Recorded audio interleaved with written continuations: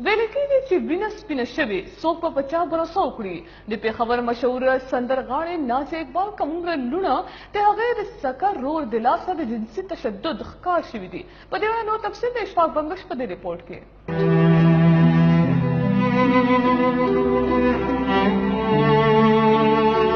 نازیه اقبال زما سکه خور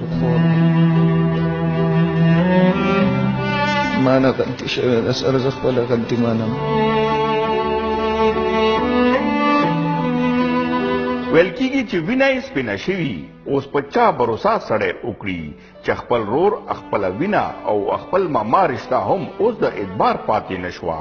پښتو مشهوره سندرغاړې نازیه اقبال دوه کم عمره لوڼه سهرا او د مینا خپل ماما افتخار علي د لاسه جنسي تشدد ښکار شوي.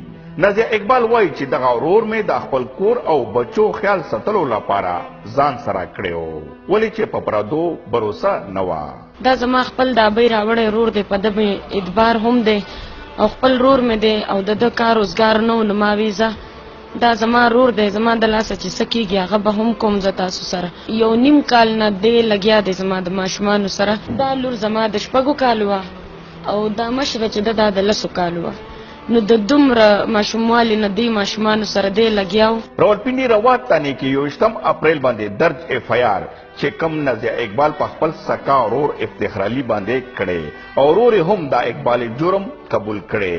زما نوم افتخار علي دی، زما نازیه اقبال زما سکه خور ده. ما ډېره غټه غلطي کړې ده سر، ما معاف کړئ، زه خپله غلطي منم سر. روا تانې تفتیشي افسر سعید خان مطابق د بچو میډیکل ریپورټ کې تصدیق شوی اور ملزم افتخار علی مونگ سرا پر ریمانڈ باندھے دے. ڈاکٹر صاحب نے کلیئر لکھا ہے کہ اس کے ساتھ زیادتی ہوئی ہے اور متعدد بار دونوں بچوں کے ساتھ ہوئی ہے اور متعدد بار ہوئی ہے، ایک مرتبہ نہیں ہوئی ہے. اس کا ریمانڈ حاصل کی ہے، پھر نیکسٹ پروسیس کر کے لاہور لے جائیں گے، وہاں پہ DNA کا کروانا ہے. د نازیه اقبال ګلونو پشان معصوم بچیانو هم د ماما افتخار علي تشدد بیان د ورېدو نه دی، ځکه مونږه نشر کولی هم نشو.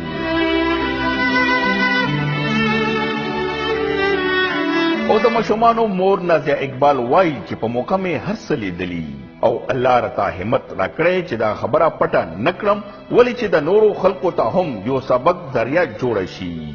نازیه اقبال وایي چې ماشومان مې دومره یریدلي چې اوس په خوب کې هم یریږي. خپلو بچو مې د قرآن پاک ختمونه کړي دي، حفظ ته مې کېنولي دي. څه چې د مور حق دی هغه به زه الله له جواب ورکوم، هغه ما پوره کړی دی او پوره کوم.